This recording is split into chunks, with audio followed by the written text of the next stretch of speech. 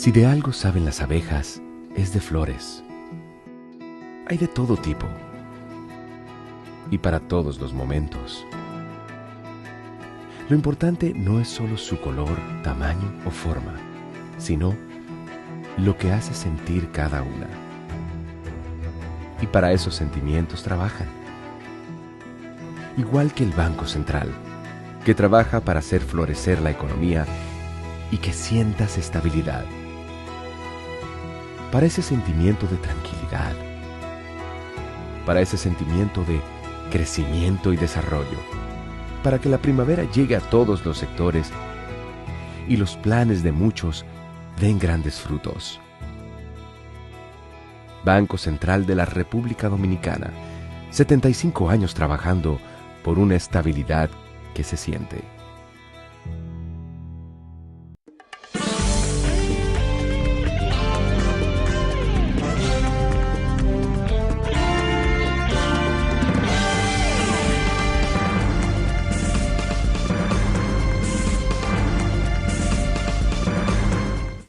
Buenas tardes, amables televidentes. Bienvenidos a su cita diaria, crepuscular y nocturna en Teleimpacto, que es al final de la tarde despidiendo el sol o comenzando la noche.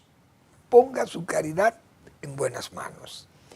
Apoya el Patronato de Lucha contra el Cáncer de Villa González Incorporado, una genuina institución comunitaria para apoyar todas esas familias atrapadas en ese, como yo siempre he señalado, en esas tripas del bosque rural, que muchas veces, señores, hay comunidades que todavía en estos tiempos se le dificulta el tránsito, caminos, en forma verdaderamente peligroso, de tan malo que están. No hay vehículos que puedan transitar. Muchas comunidades ya también han sido reivindicadas indiscutiblemente y se le han facilitado caminos más adecuados, caminos productivos y caminos comunitarios. Pero esas comunidades que están afectadas por crisis económica, por crisis de activos que no tienen, pues son familias rurales pobres, y otras que son familias suburbanas, viven en los poblados más, por ejemplo, como Villa González, que es un municipio, pero es gente pobre y necesita de los apoyos de este tipo de instituciones. Por eso siempre invitamos a que los apoyen, porque es gente comprometida con la comunidad, gente de, como lo he dicho muchísimas veces aquí, de cristianísima formación, sin fines de lucro. Ahí no hay advertencias que hacerles, porque es gente que tiene un comportamiento recto, íntegro. Y yo siempre he dicho lo siguiente: apuesto por esas personalidades que forman parte de ese patronato. Cuando tengo que mencionar personas, señores, como ayer yo mencionaba a Nicolás Guillén, un hombre integérrimo, con una formación católica, ahí sí es verdad que hay fe, y expresiones de fe con fe. Ese es el presidente, señores, de ese patronato, que todavía le extiendo mi pésame, mi condolencia por el fallecimiento de Elsa, su esposa, que ayer lo manifestábamos acá, y de sus hijos, que son también parte de eso, activísimos de ese patronato también, que le ha brindado tantos servicios a esa comunidad de Villa González y las comunidades vecinas que forman parte del municipio. La verdad que uno se siente complacido. Yo me siento complacido como natural de ese pueblo de Villa González, y que nosotros tengamos personas como esas que yo acabo de mencionar, personas tan dedicadas, tan desprendidas, para servirle al prójimo, por esa formación cristiana y esa fe, como hemos dicho, porque viene de una buena evangelización, radical, buena evangelización. Gente con catequesis o catecismo siempre vivido, compartido, todas esas familias, un catolicismo de verdad que hay ahí. Entonces, como yo muchas veces he dicho, señores, el que es buen católico no tiene que cambiarse ni criticar la iglesia. Usted lo que tiene que seguir es siendo buen católico. No hay que cambiarse, ni que voy a dejar la iglesia porque los católicos son unos bellacos, tienen mala pulga o la fe de ellos es falsa. No, si usted lleva bien su catolicismo, no hay problema en seguir, como dice, el camino de Jesucristo o el camino de Dios o de la iglesia católica. Usted lo que ha sido es un mal católico. Cuando usted habla así de su formación religiosa que ha tenido. Por eso es que hay que defender a esa gente que tienen esa fe, que la llevan, la viven con expresiones de fe, pero expresiones de fe con fe. Por eso siempre hago hincapié en Pablo. Crees y comprenderás. Esas son esas familias que dirigen ese patronato de Villa González, gente de esa formación, gente sin máscara, como yo he dicho tantas veces aquí. Y me honra, repito, decir eso porque como villagonzalense que soy, reconozco ese trabajo que se ha hecho ahí. Un trabajo verdaderamente homérico, como acostumbro a decir. 809-443-8010. También el Hogar Escuela Santo Domingo Sabio. Otro espacio de la Iglesia Católica también. Que el patronato no es de la Iglesia Católica, pero sí es regentado por católicos convencidos, católicos de verdad, sin máscara.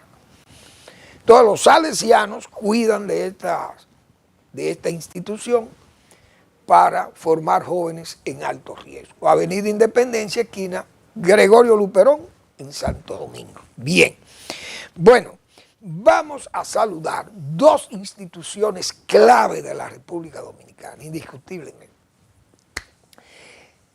La creación de esas dos instituciones del país fue un verdadero cambio. Ahí sí hubo un verdadero cambio.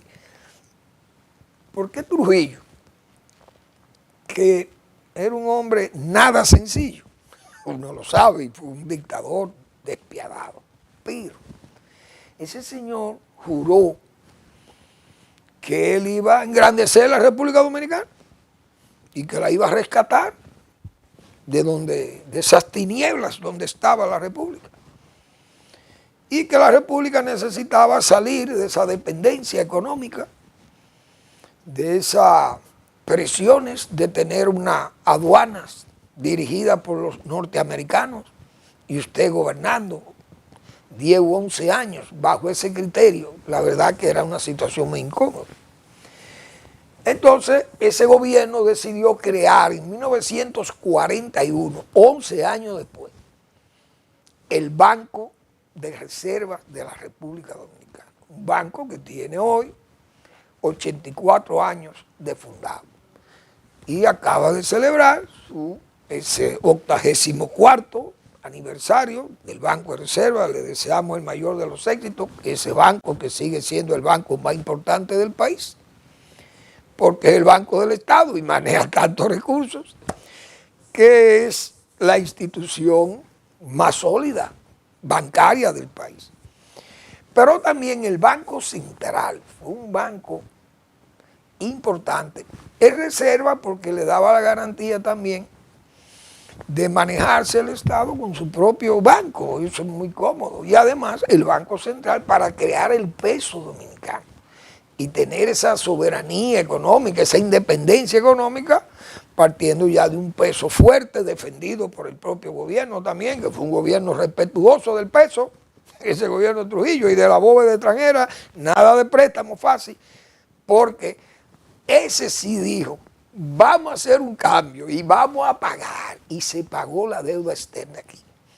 Y a partir de eso se liberó el régimen, el país, y tenía independencia económica, soberanía monetaria, y entonces crearon el peso, se creó el Banco Central, y hoy el Banco Central está celebrando su 78º aniversario de su fundación.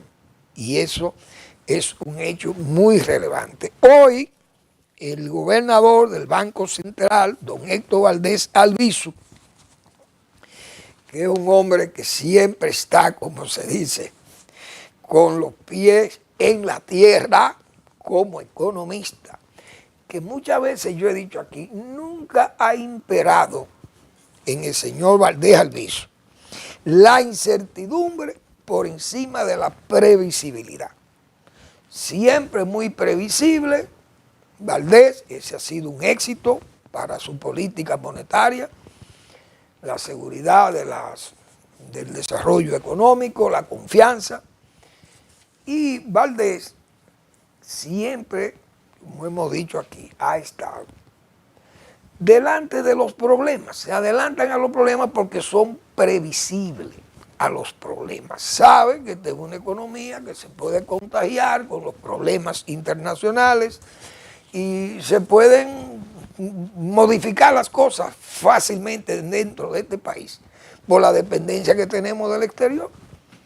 Remesas, turismo, inversión extranjera, exportaciones, etcétera, etcétera. Esas cosas pesan mucho.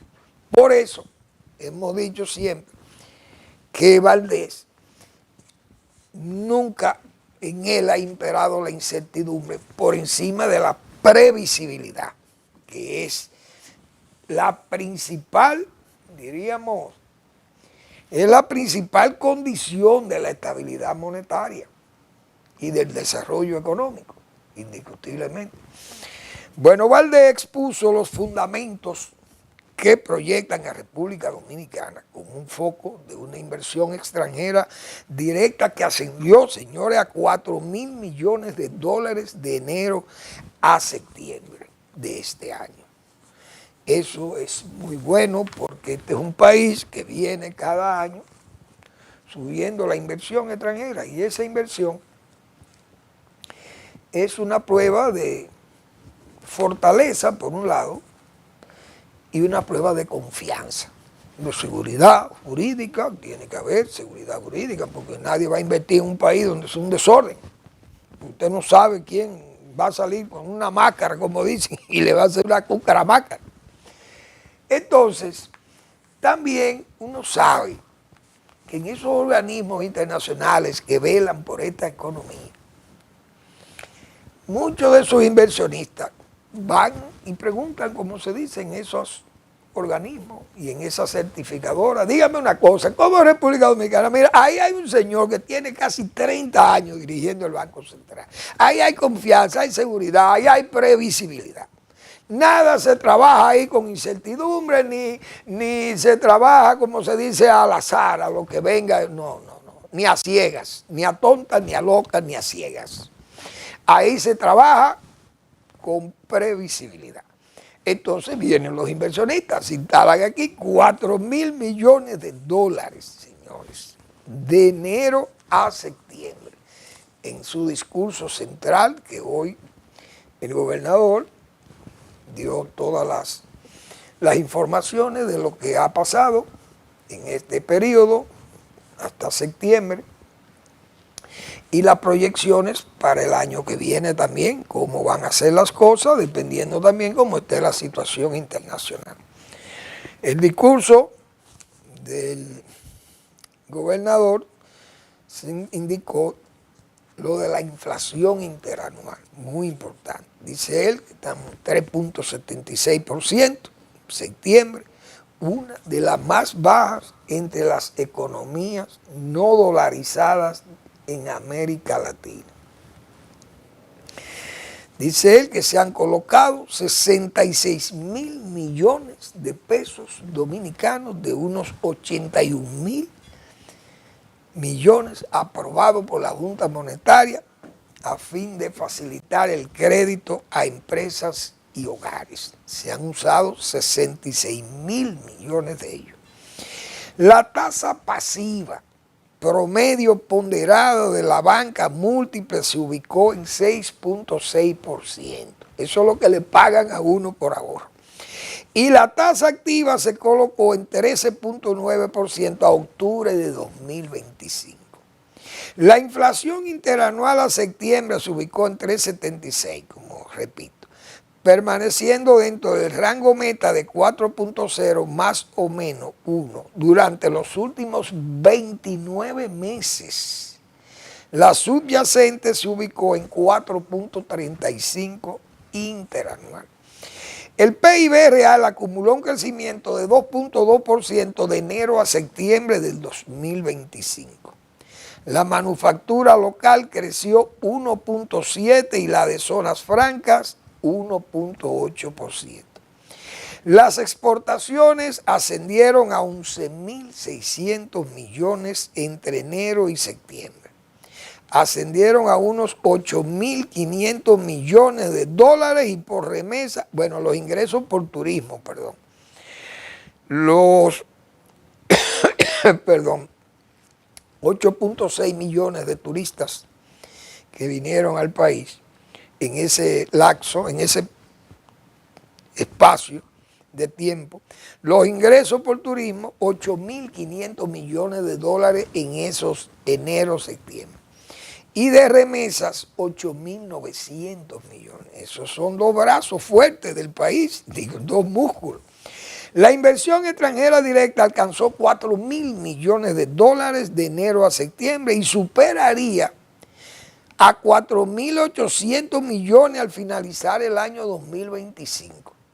Suficiente para cubrir un déficit de cuenta corriente que se ubicaría en 2.5% del Producto Interno Bruto. Reservas internacionales se sitúan en 13.300 millones de dólares al cierre de septiembre, equivalentes a 10.4% del Producto Interno Bruto y a casi 5 meses de importaciones. Los activos del sistema financiero crecieron en 11.5% y el patrimonio aumentó en 10.2%. El ROE fue 21.7% y el ROA 2.6% al cierre de septiembre. Esos términos los entienden mucho los economistas. La solvencia regulatoria alcanzó 18.4% en junio por encima del mínimo requerido de 10%. Eso es lo que exigen el organismo internacional, el Fondo Monetario, tener un 10% mínimo de solvencia. La economía dominicana generaría divisas en 2025 por un monto alrededor de 46.000 millones de dólares. Señores, eso es mucho dinero en cualquier sitio del planeta. Eso es muchísimo dinero. Entonces, estamos claros que esa es la situación del país. Crecimiento de 2.2%, dice Valdés que ha sido el crecimiento en enero-septiembre, 2.2%. Se espera que se pueda crecer a un 3%. De aquí ya en este último trimestre hay que ver todo el esfuerzo de inversión. El gobernador señalaba que parece que el gobierno tiene un interés de aumentar el gasto de capital, es decir, inversiones de capital y tratar de agilizar la economía hacia la demanda, servicios y construcción y esa cosa. Y eso va a estimular indiscutiblemente el crecimiento, el PIB, y puede terminar entonces creciendo un 3%, que es lo que esperan las autoridades, y ojalá se cumplan esas predicciones que son muy positivas, porque siempre la economía lo que tiene que crecer, porque cuando no crecemos, mucha gente dice que el crecimiento no se ve, que no se siente, pero yo creo que es un error, porque ya lo que tenemos edad para recordar todos los problemas que hubo aquí cuando la economía se resentía de tal forma que andábamos con notas negativas.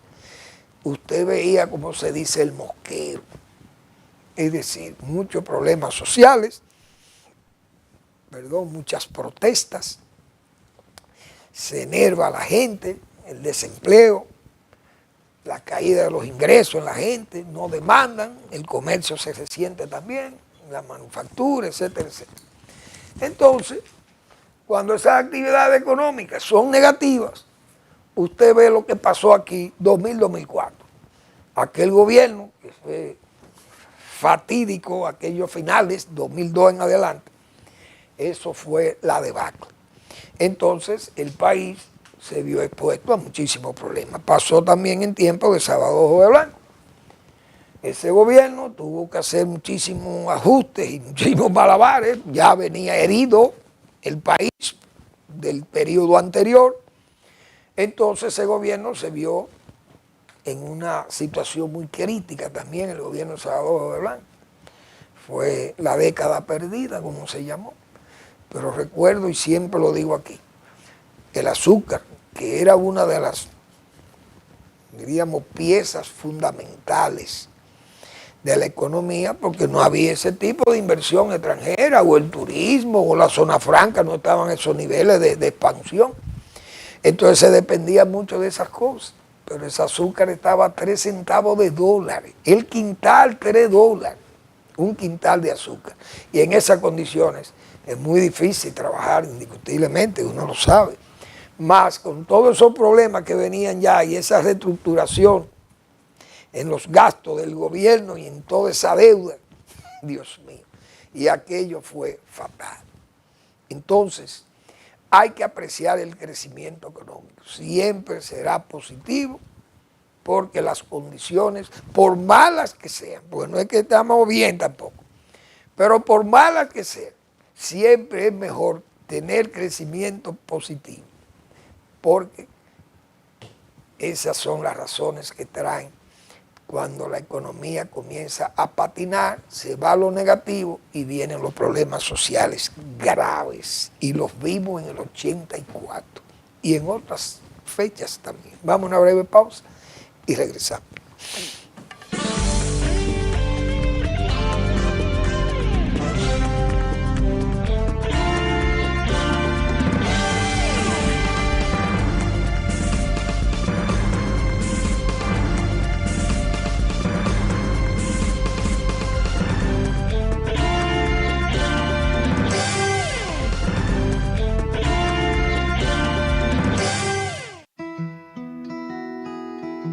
Si de algo saben las abejas, es de flores.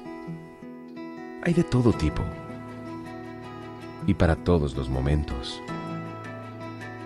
Lo importante no es solo su color, tamaño o forma, sino lo que hace sentir cada una.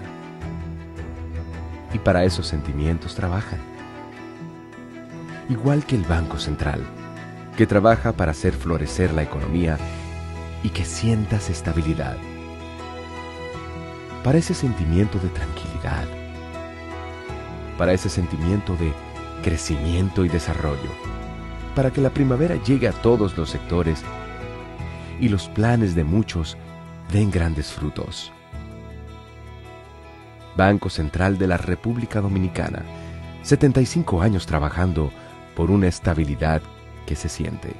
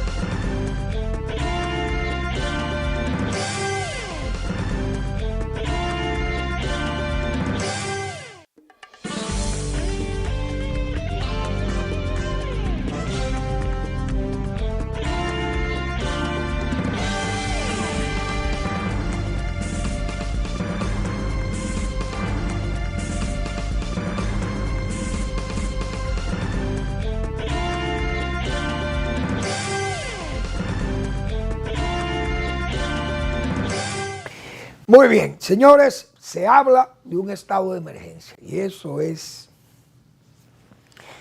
significa préstamo, seguro, porque esto es un gobierno adicto al préstamo. Hay que tener cuidado, porque es que ya el país, señores, comenzando la tormenta fueron 1.600 millones de dólares. Ahora de nada vienen. Bueno, hay que buscar un préstamo para fines de rehabilitar. Tenemos 1.400, 1.340, 1.400 millones de pesos. La pérdida del sector agropecuario, que es verdad. Y pueden ser más también. Pienso que tal vez han sido muy rápidos pero yo no tengo los datos.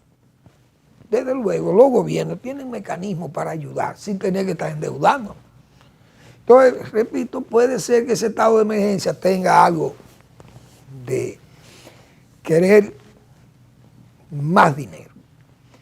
Y ese dinero se consigue fácil cuando se trata de corregir daños.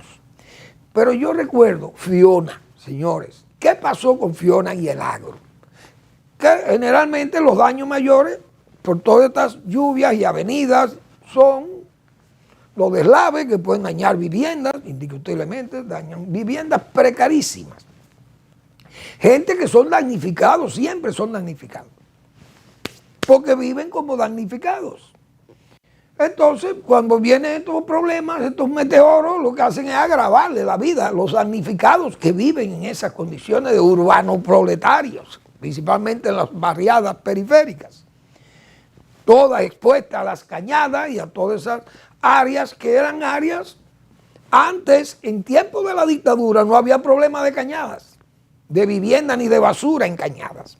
Pero no era porque eran menos gente la que había en el país, sino que el dictador era severo con eso y no quería cordones de miseria que incluso no podían decir que porque era un dictador de derecha, porque los dictadores de izquierda, Fidel Castro actuaba igualito. El castrato lo único que hizo fue evitar que la gente se mudara de los campos a La Habana, lo mismo que hacía Trujillo aquí. Y entonces aplaudían al dictador, al castrato, pero odiaban al del trujillato. Lamentablemente así es que ha sido esta América Latina, de las venas abiertas.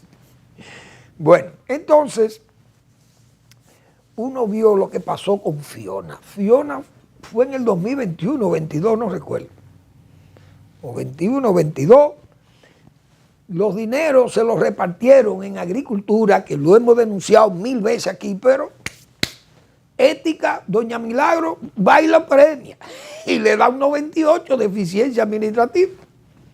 Un ministerio manejado, señores, por un gallero, óigase bien, un gallero que yo creo que hasta impedimento de entrada tiene los Estados Unidos. Así es que estamos en este país. Un país que tiene un acuerdo de libre comercio, que está comprometido, la producción agropecuaria nacional está comprometida en ese tratado de libre comercio. Y allí, aquellos dineros de Fiona para compensar a los productores, se los repartieron a muchísima gente, amigos. Y decían unos agricultores de Fenarroz, recuerdo, que ahí hubo gente que recibió cheques que no tenían tierra ni en las uñas. Óigase bien. Oiga, qué cuadro se presentó en esa rueda de prensa, recuerdo, de esos agricultores diríamos, tan retratistas que fueron de la realidad. Entonces, hay que tener cuidado. El gobierno que comienza a reparar y ayudar con los recursos que tenemos, que los hay aquí para reconstruir los problemas de caminos y toda esa cosa, y que dejen ese entusiasmo, esa adicción por el préstamo fácil, que lo hemos dicho nosotros tantas veces aquí. Uno entiende la nobleza misma del presidente de la República, de sus convicciones, pero es que ya las realidades de toda esa facilidad de préstamo para por una tos, como se dice, cualquier evento climático o principalmente climático, no podemos estar detrás de un préstamo o algo. Claro, no se ha hablado de préstamo, tal vez yo estoy poniendo la carreta delante de los bueyes, pero hemos dicho nosotros que a estas autoridades les ciega el deseo de buscar préstamos para todo y principalmente de bonos. Pero nosotros no podemos poner este país en manos de la fortuna o de Dios, como se dice. Está bien que invoquemos a Dios, que nos proteja. Pero nosotros no podemos estar pensando mirando al cielo para resolver un problema, por ejemplo, de competitividad o de producción. Nosotros estamos viendo aquí situaciones que se están presentando para la población que a mí me están preocupando. Usted va a un supermercado y tenemos 5 años comprando plátano a más de 20 pesos la unidad.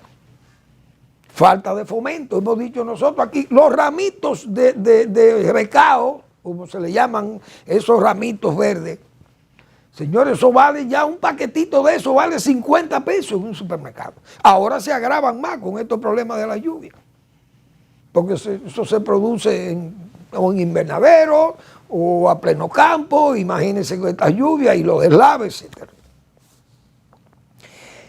Pero todo está caro. La gente, yo no sé cómo se está haciendo. Una libra de auyama, eso te vale más de 50 pesos.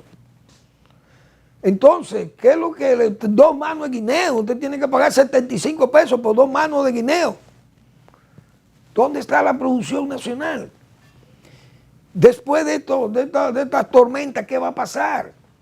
La producción todavía va a ser más difícil. ¿O qué es lo que va a fomentar el gobierno? El Ministerio de Agricultura y las demás instituciones, los pequeños productores de reforma agraria, llenaban los mercados de muchísimos de todos esos productos menores. Pero ya reforma agraria, eso es un lío allí, un caos, que eso ya incluso ya está sentenciado para desaparecer, unir lo que quede al Ministerio de Agricultura. Pero aquello va a quedar en, como se dice, a la mano de los compradores, de los como que le llamaban aquellos terracomerciantes. Va a terminar tal vez el narco, lo hemos dicho nosotros, el narco o inversionistas haitianos van a comprar los terrenos de reforma agraria porque estamos en un proceso de liquidacionismo agrario. ¿Quién es que va a producir estas cosas menores para llenar los mercados? Porque el pequeñísimo productor se está quedando, como se dice, en la estación del desamparo, bajo crédito. Ya no hay ni siquiera esos programas de preparación de tierra. Agricultura no puede ni sostenerlo porque no lo paga.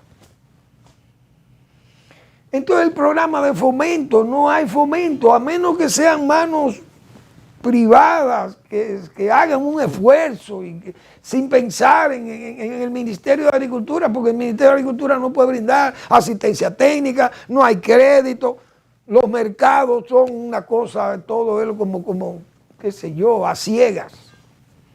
Entonces, repito, aunque al presidente le ciegue el deseo de servir y de ayudar y todo lo que quiere y regalar, porque este es un gobierno muy dadivoso, todo lo quiere dar. Pero también hay que influir para que la gente aporte, pero al mismo tiempo usted le lleva también los andamios, le aporta soporte para que la gente también camine y pueda ir más seguro en el camino. Usted le arregla el camino, la inversión, el gasto público agropecuario, que siempre hemos hablado de eso. Tiene que mejorarse ese gasto. Hacerlo más indirecto, más universal, que la gente se beneficie en las comunidades, el camino, el acueducto, qué sé yo, la infraestructura de escuela, etcétera, etcétera. Pero aquí uno ve muy poco. El Ministerio de Agricultura, eso está como si fuera un ventorrillo ahí. El gobierno no tiene jurisdicción ahí, yo lo he dicho. El presidente de la República no tiene jurisdicción sobre el sistema agropecuario dominicano. Eso anda lo oficial, porque el sector privado sigue su trabajo, sigue sus inversiones, cuida de ellas, se asiste técnicamente, gremios grandes de los productores más importantes que sostienen diríamos, una asistencia y una vigilancia y apoyos. Entonces, bueno, esa gente siguen en el mercado sin necesidad de esas instituciones públicas. Pero las instituciones públicas son básicas para el pequeño productor, que son los más. Pero me preocupan estos precios están sumamente caros y eso va a traer problemas, pienso yo, mañana. Porque no es verdad que la gente va a prescindir de comer esas cosas. Porque ya esos son víveres, eso es comida de pobre, o somos ricos. Porque entonces vamos a tener que aplicar el criterio de Cantinflas. Estamos bien, pero no estamos mal. Y entonces, esas cosas hay que estar, como dice, alerta, previsible.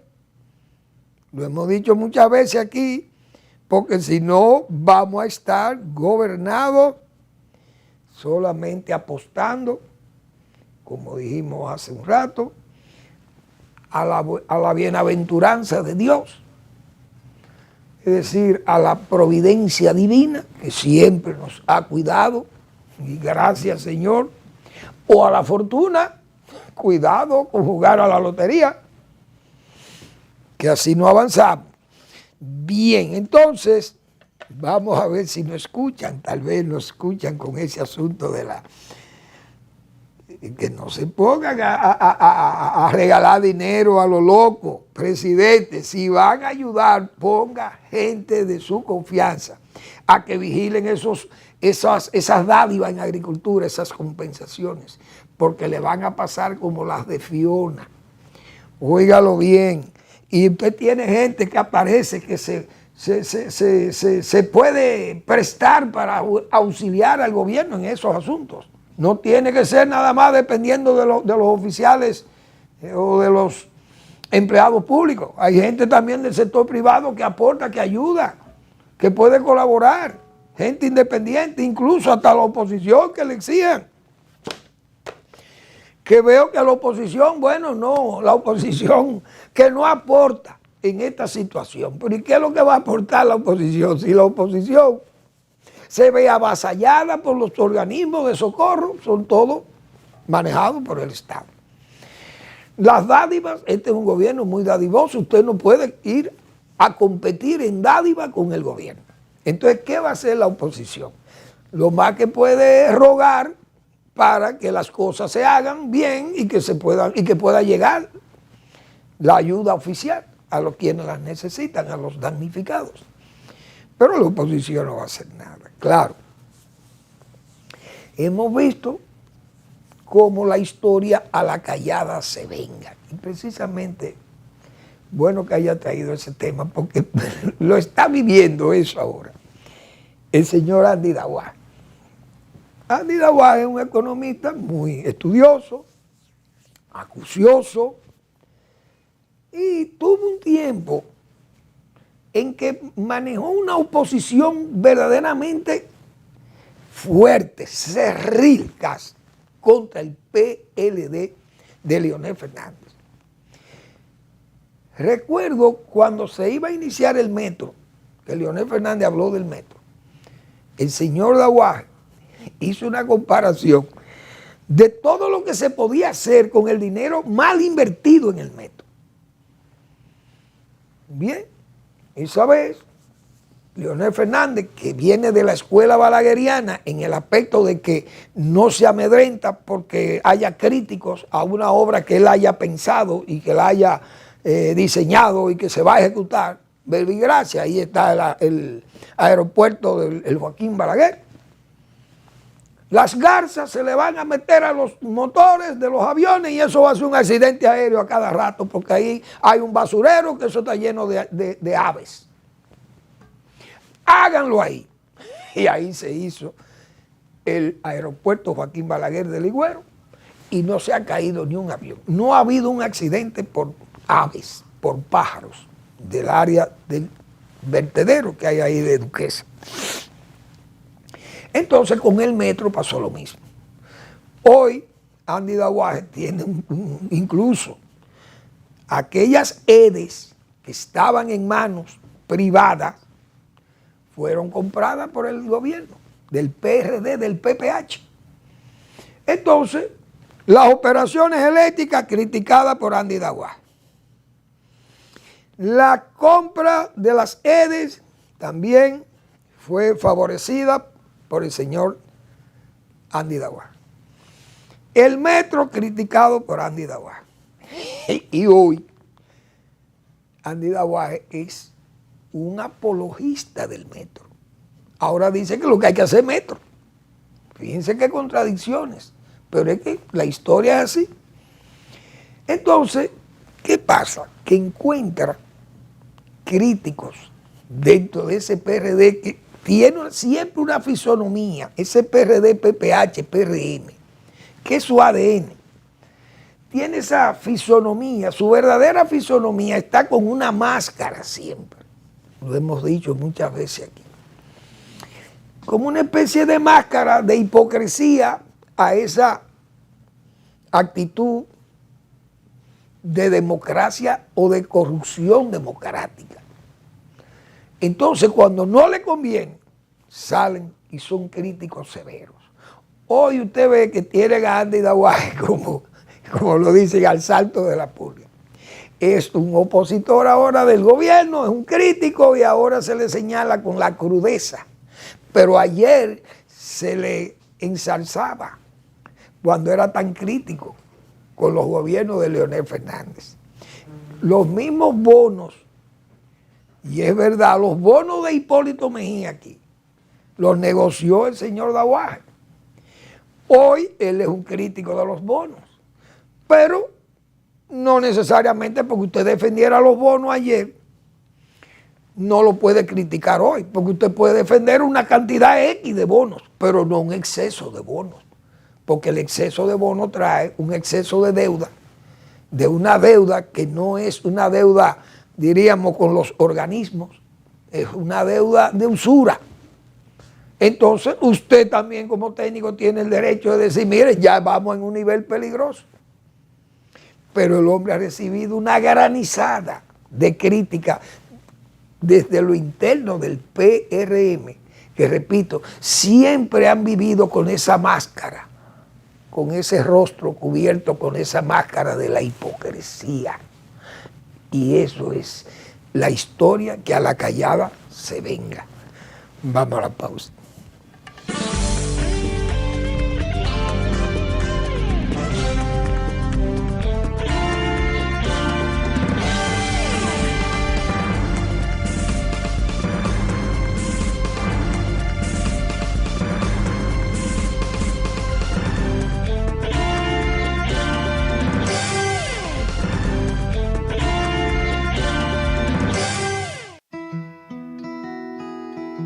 Si de algo saben las abejas, es de flores. Hay de todo tipo y para todos los momentos. Lo importante no es solo su color, tamaño o forma, sino lo que hace sentir cada una. Y para esos sentimientos trabajan. Igual que el Banco Central, que trabaja para hacer florecer la economía y que sientas estabilidad. Para ese sentimiento de tranquilidad, para ese sentimiento de crecimiento y desarrollo, para que la primavera llegue a todos los sectores y los planes de muchos den grandes frutos. Banco Central de la República Dominicana, 75 años trabajando por una estabilidad que se siente.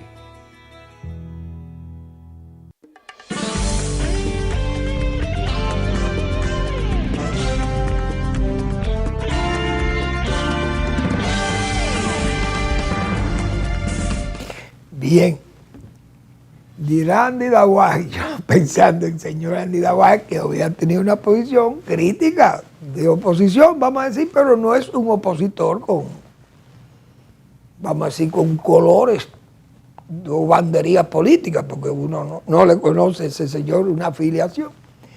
Pero él tiene una posición de criticar muchas políticas públicas que entiende que son mal diseñadas, o mal aplicadas, o mal pensadas. Y entonces, bueno, pues él es una voz de crítica del medio y tendrá sus razones.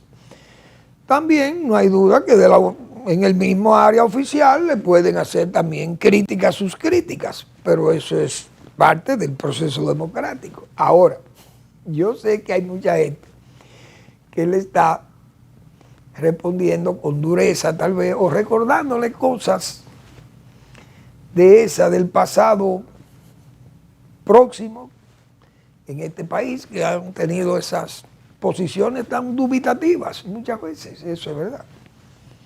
Pero él tendrá que hacer como hizo Balaguer, como decía Balaguer, en su tebaida lírica. Él tendrá su tebaida económica de ahora en adelante. Y, como dice, ¿cómo era que decía la tebaida de Balaguer? Voy a responderle, a responderle a todos, uno a uno como caballeros o a todos como malanderines. Es decir, él se refería a Balaguer en su tebaida lírica a los intelectuales de esa época, cuando él era un jovenzuelo poeta, que lo tenían ahí como de más. No le hacían caso, mejor dicho, a ese poeta que era Balaguer. Entonces, Balaguer escribió su tebaida lírica, y en esa tebaida Balaguer, a todos los espero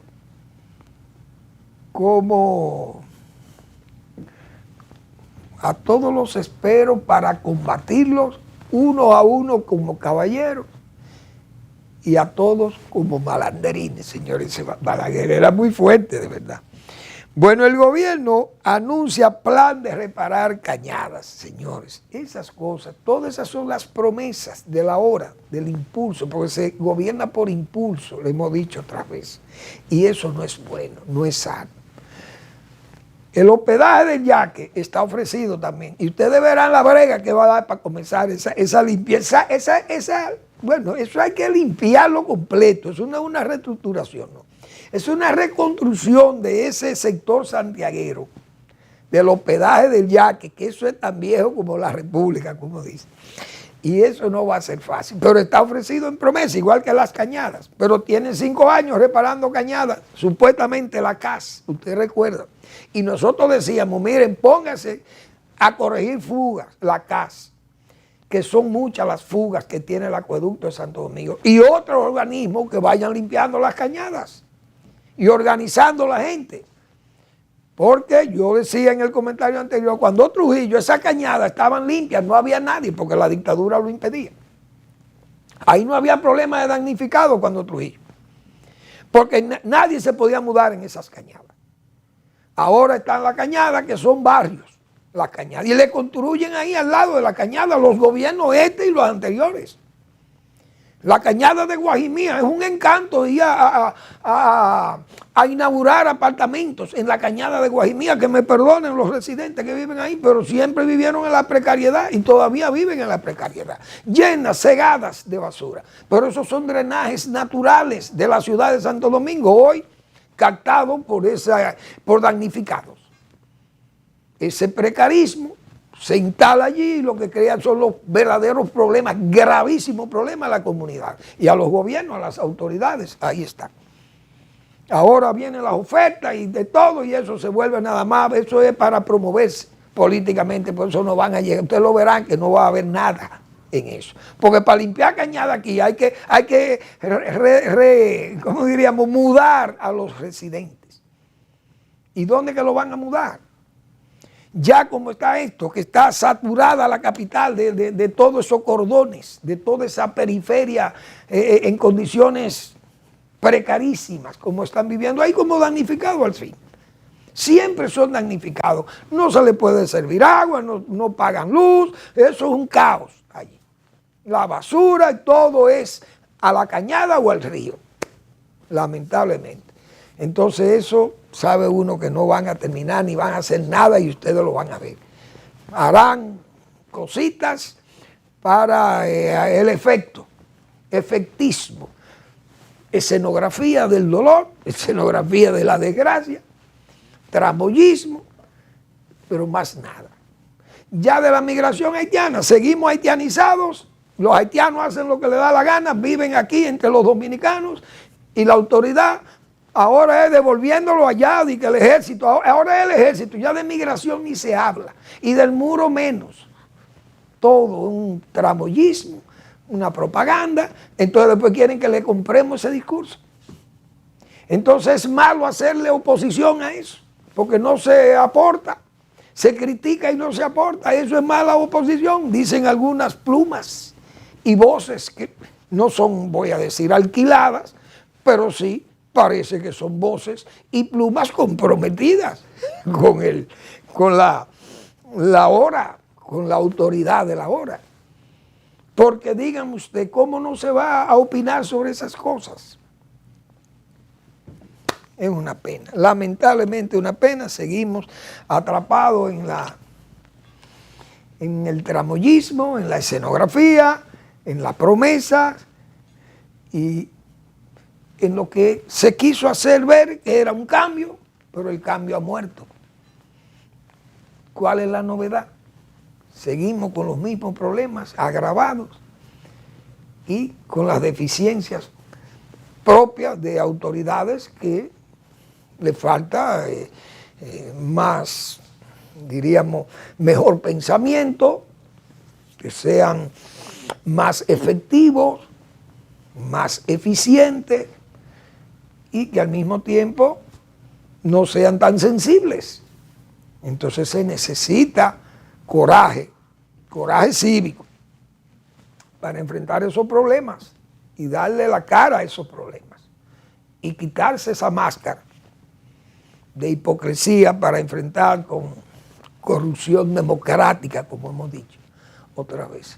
Tratar entonces de qué sé yo, denigrar o desconsiderar al que se oponga o le critique o le diga eso. Y tal vez le viene hasta el castigo, que es peor. Gracias por su atención. Nos vemos mañana en otra entrega de Al Final de la Tarde, despidiendo el sol y comenzando la noche.